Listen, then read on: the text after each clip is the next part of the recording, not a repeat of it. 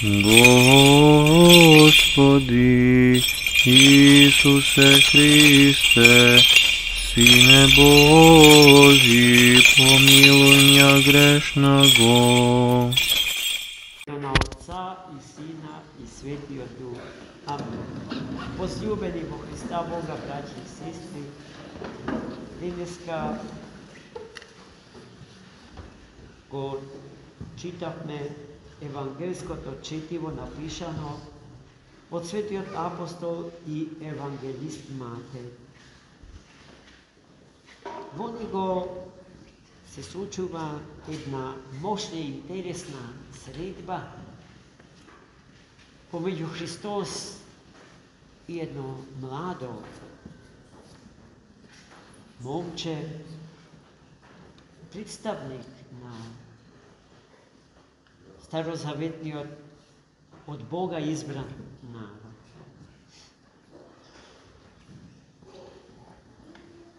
Карактеристично за тој млад човек е неговата образованост, неговата ученост. И тој си дозволил да започне еден, според мене, прилично провокативен разговор со Христа Господ. Што треба да направам за да стекнам живот вечен? Го прашува тој млад човек Христа Господа, откако пред тоа го ословува со добар. Учителе добар. Христос, како совршен познавач на срцата човечки, за кого што тајна нема, однапред знаел за намерите на тој млад човек, за природата на тоа прашање, не сметал дека на таа провокација не треба да се одговара. Просто-напросто за Христос нема прашање кое што не заслужува одговор. И затоа трпеливо, кротко му кажа дека за тоа е потребно да ги исполни сите заповеди Божи. Но пред да му го каже тоа, го подсетил дека зборот добар, благ, по црквено словенски,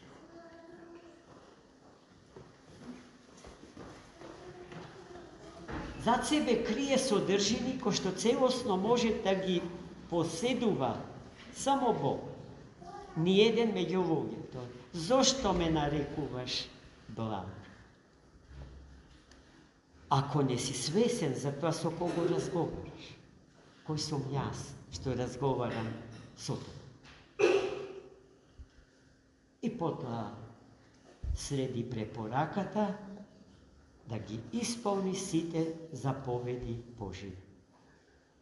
А младиот човек го упати уште едно провокативно прашање. А кои се тие заповеди? И Христос му ги набројува 10 Божи заповеди. Па вели, јас сето тоа уште од дете го имам исполнет. Во такво семејство роден, така воспитан и смета дека тој услов го исполнил со целиот свој живот. Дали има уште нешто што треба да се направи покрај тоа? И сега доаѓа до израз божественото сезнање.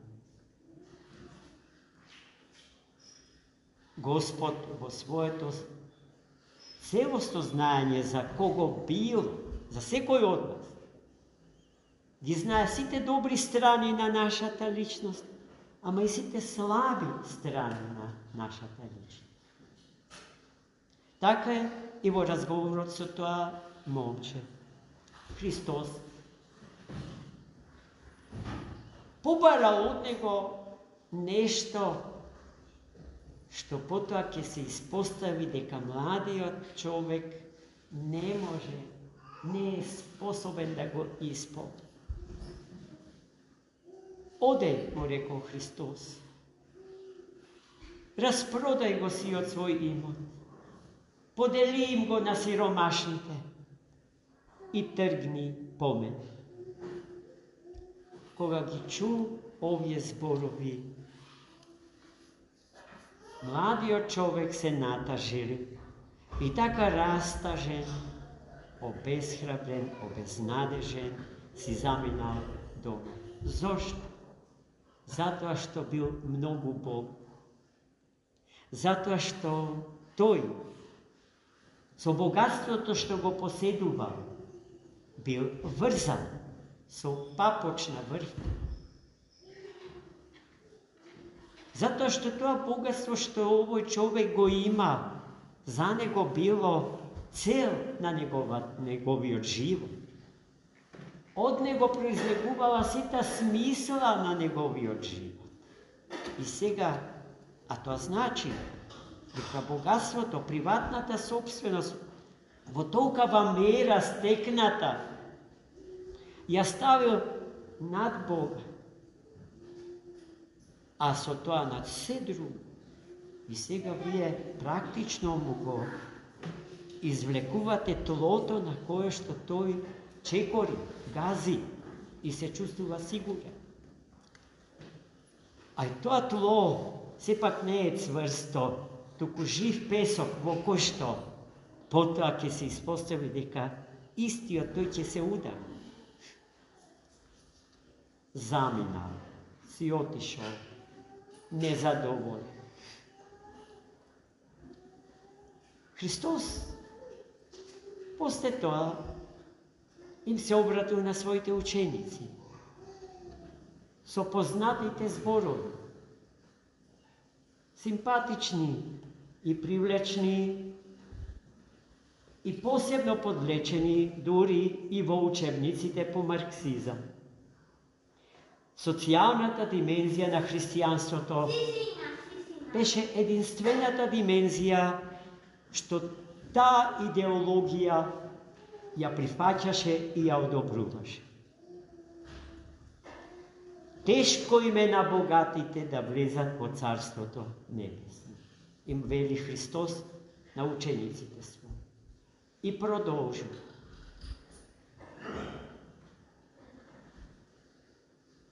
На богатиот му е тешко да влезе во Царството Небесно, колку што е тешко бродско јаже да протнете низ иглени уши. Па тогаш, кој може да се спаси, го прашуваат учениците Христа Господ.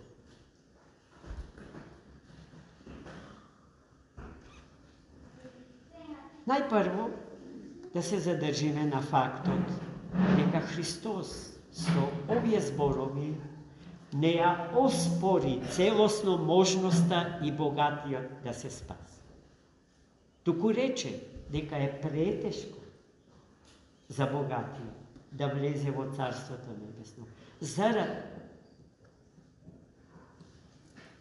опиеноста и врзаноста своја со богатството, кој што го држи врзан за земјата.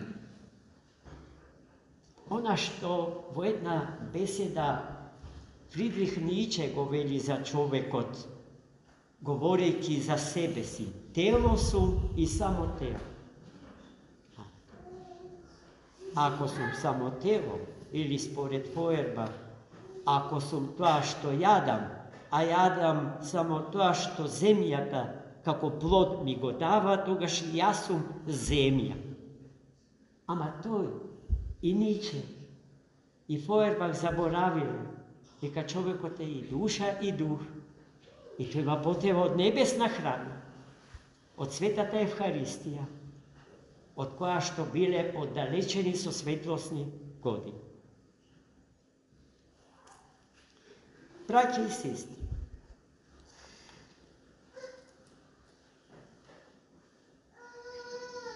навистина е многу тешко, но невозможно, но е можно и богатиот да се спаси.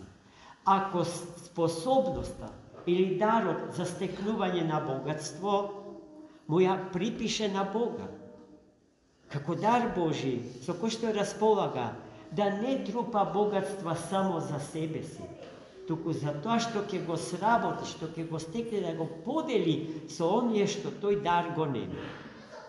Замислите, на што би личел еден музичар кој што не сака да пее за другите, туку само за себе си.